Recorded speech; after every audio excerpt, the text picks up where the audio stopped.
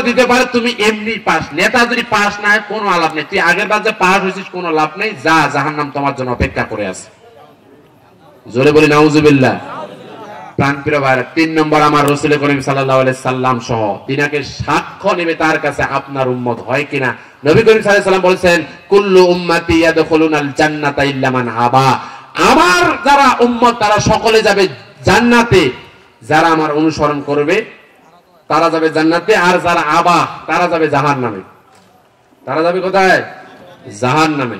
প্রাণপ্রিয় ভাইরা আমার, আমি তো কথা আর বাড়াইতে চাই না, এই জন্য কইছিলাম আমার আগে স্টেজে উঠান, শ্রোতা না থাকলেও আমরা বসলে শ্রোতা আসবে ইনশাআল্লাহ। কথা বলেন ঠিক না?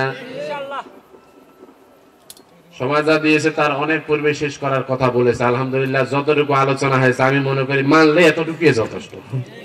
কথা বলেন ঠিক না? যা আলোচনা হয়েছে মানলে এতটুকুই যথেষ্ট কিনা? সিদ্ধান্ত আপনি নেন। আমি শুধু একটু আপনার বিবেকে এই কথা বলে শেষ করে দিচ্ছি, আপনি ইসলামী হুকুমত চান কিন্তু আপনার নেতা চায় না, ওই নেতাকে বাদ দেওয়া লাগবে।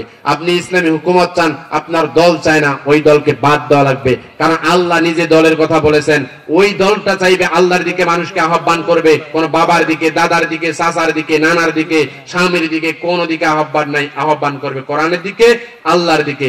আল্লাহর কোরআনের আইন কায়েম করতে চাইবে, কোন মানব রচিত লেনিন, কার্ল মার্কস, আব্রাহাম লিঙ্কনের আইন প্রতিষ্ঠা করতে চাইবে না। আমি কি বুঝাইতে পারছি? আলহামদুলিল্লাহ। যতটুকু আলোচনা হয়েছে আমি সহ আপনাদের সবাইকে আমল করার তৌফিক দান করে দিক। সে সাথে আমার স্টেজে যিনি আছেন উনি আরো চমৎকার আলোচনা করবেন ইনশাআল্লাহ। প্রাণপ্রিয় ভাইরা, সকলের সুস্বাস্থ্য কামনা করছি, দীর্ঘায়ু কামনা করছি। যতটুকু আলোচনা হয়েছে যদি ভুল ভ্রান্তি হয় আল্লাহ তাআলা সেগুলো মাফ করে দিয়ে, যা সঠিক আলোচনা হয়েছে মগজে এবং আমলে আমল করার তৌফিক দান করে দিক। ওয়া মা তৌফিক ইল্লা বিল্লাহ। আসসালামু আলাইকুম ওয়া রাহমাতুল্লাহি তাআলা ওয়া বারাকাতুহু।